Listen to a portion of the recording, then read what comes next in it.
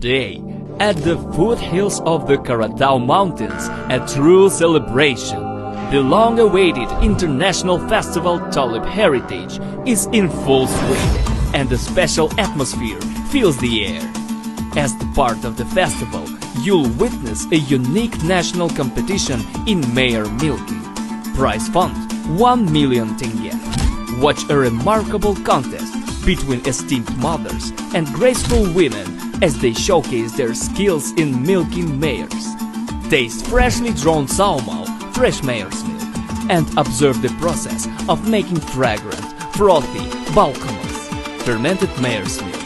You'll also have the chance to take part in the ancient Kazakh ritual, Kymyzmuryndyk. Kymyzmuryndyk is a sacred tradition for the Kazakh people, a spring celebration of nature's renewal.